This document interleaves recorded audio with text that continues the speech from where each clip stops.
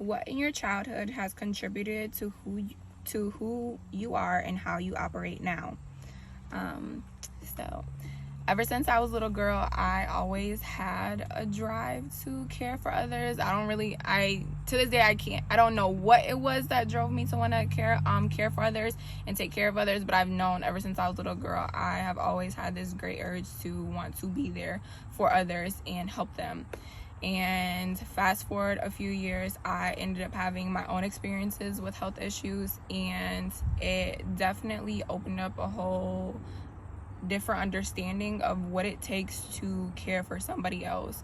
You know, when you are caring for someone, they are in their most vulnerable state, they're in their probably one of the scariest moments of their lives, and they're depending upon their doctors, their nurses, their caregivers to be that person for them, because they can't clean themselves up, feed themselves, go to the bathroom, get dressed. They're depending upon someone else now to do that, and I experienced all those things.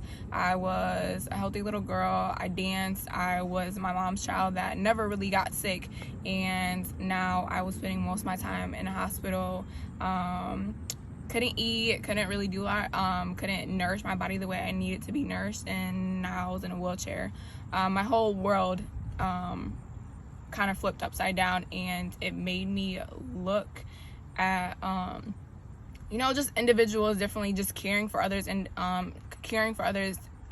in a different light, and going through that experiencing, understanding, being in the position to have someone else have to take care of me.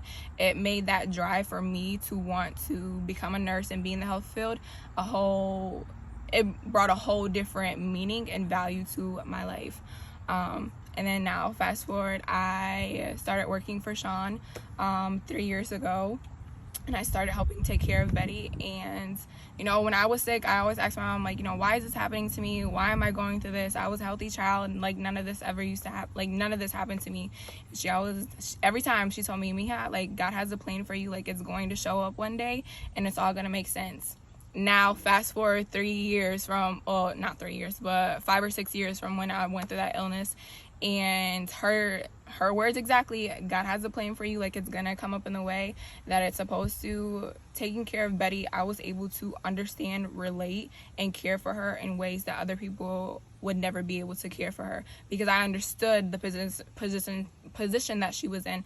I understood what it was for Sean to have to take care of her mom. I watched as others took care of me, as my mom took care of me, and I was just able to understand them and feel for them in a way that others, they can be empathetic to it, but they don't completely understand it because they haven't gone through it. So Betty was my first client that I ever took care of, and not only did Sean teach me a lot, Betty taught me a lot, and I was able to teach them as well. And the experience that I went through being sick, it is going to continue to help me care for the patients that I take care of as I become a nurse in a way that others cannot care for them. And it's just going to add to me making sure that I give them the absolute best care possible that I can.